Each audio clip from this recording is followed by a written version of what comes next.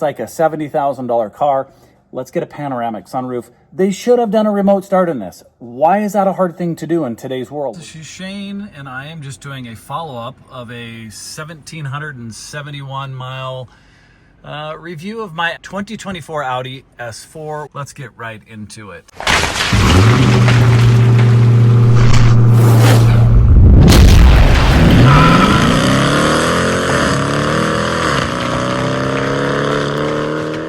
Welcome back, welcome back. I just pulled in my garage and I thought, you know what? I'm going to give you guys an update, and I appreciate, even if there's one person that benefits from this video, you guys tuning in. And so that's what I was getting at, is I'd appreciate it if you guys leave some comments. I'm looking for fellow Audi S4 owners and their experience. So if you want more of a general overview, look at my initial taking delivery video. This is now sort of outside of the honeymoon period where people start to settle in, they get a couple thousand miles on the car, and then they start to, not necessarily have gripes, but you start to find things that necessarily you didn't find when you did your initial test drive.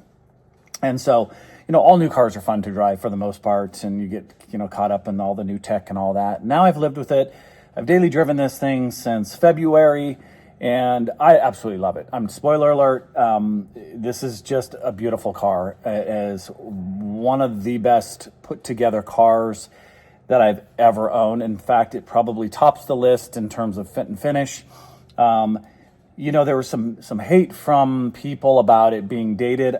There is nothing about the interior of this cabin that is dated at all, including the interface, the MMI. Yeah, sometimes it's a little sluggish to connect. But while I'm backing out of my garage, by the time I back out and turn around, my phone is connected. So, we live in an age where everything is just instantaneous, and so I'm not gonna complain about that. It takes 30, 40 seconds maybe to connect sometimes. I haven't had any issues with it crashing or ghosting or going black. So let's start with the things I like. So again, about 1,700 miles on this car. What do I love about it? It's, again, my daily driver. I thoroughly enjoy getting up and getting into this car every single morning. The cold start is phenomenal. I wish I could capture, I'm not going to even try, because the speakers that you guys listen to this to will not capture how good this sounds. I've had people from the outside of my car pull up, roll the window down and say, this sounds great. Is this stock exhaust? Yes, it has some nice pops, and Audi exhaust is just super, super nice, and I wouldn't change it because I leased it, so I'm not going to do anything to it. So I love the cold start. I'll get to a gripe later about that, but I love getting in it. It's quiet. There's no rattles, no buzzes. It is an absolute dream to drive. The steering wheel feels good at the 10 and 2 with the perforated leather. The digital screen, which I gave you a little screenshot at the very beginning, is absolutely beautiful. If I could change one thing, it'd be the piano black. I'm not a big fan of that. It just gets dusty, dirty, and shows the fingerprints and all that. And you guys know they should have just done carbon fiber and continued that across. But the rest of the carbon fiber and the buttons, the haptic buttons, everything is just super, super high-end, high quality. It's a beautiful place to be. So driving it power-wise, phenomenal. This thing will throw you back into your seat. It feels every bit as fast as my BMW 340i. The seats are comfortable. I'm 6'4". I have headroom. And so I have no issues with visibility. I've had my wife and my children in the back seat, grown adults, and they have no issues. So I really don't have much in terms of gripes. But let's get into some of the things that, after I've lived with this, that I think they could have done better. One is remote start. They should have done a remote start in this. Why is that a hard thing to do in today's world where you can double click, remote start the car? It's like available through some app, and it's super complicated, and it's like, come on, let's do better. Second is, why the tiny little sunroof? Why not a panoramic sunroof? I'm not a big sunroof guy, but to me, it's like a $70,000 car. Let's get a panoramic sunroof. My Toyota Camry had it. It was, $40,000. So that's two things right there. Third is, and let me stop the camera real quick, and show you this so you know what I'm talking about. So the layout of this is a little tricky, right? So look at this beautiful layout. You know, here's the piano black that I'm talking about.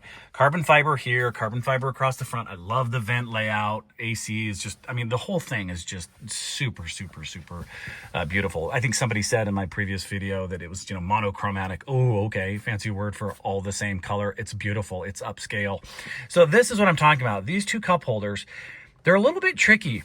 If you put in a normal size, you know, cup, you have to angle it, right? So you're angling this, otherwise you're gonna hit these buttons here, and then you have to kind of wiggle it and then just plop it ever so gently below the buttons. Now, what it does do if you put it over here is it blocks these buttons here if you want to go to these. So this is not good design. And, you know, in a driver's enthusiast car, maybe this was designed for more of a smaller cup or just sort of an afterthought. I mean, this is a nice space here. The charging up here is nice, a small little space here. But I guess there's no other place for the cup holder. So I'm grateful that there are some, just not well placed, because then you got to be careful as you come back out. Otherwise, you're going to smack your buttons there. All right, so what have I done to my car other than the tent? Absolutely nothing. Do I have plans to do more? Nope. If I owned this car, I'd probably PPF it, but I did a ceramic coat, kind of a home ceramic coat. I also waxed it. I take very good care of my cars. They're in the garage for the most part. I wash them weekly. I hand wash them. The design of this car from the outside, it's a sleeper, but I have to tell you, the more I drive it and the contrast of the carbon fiber splitter, and I'll give you a couple of shots, and the wheels, it's just an elegant, elegant car. So I would encourage you. So bottom line is, at 1,700 miles, I have little to no gripes of this car. I am so happy I bought it. It is so fun to drive every day.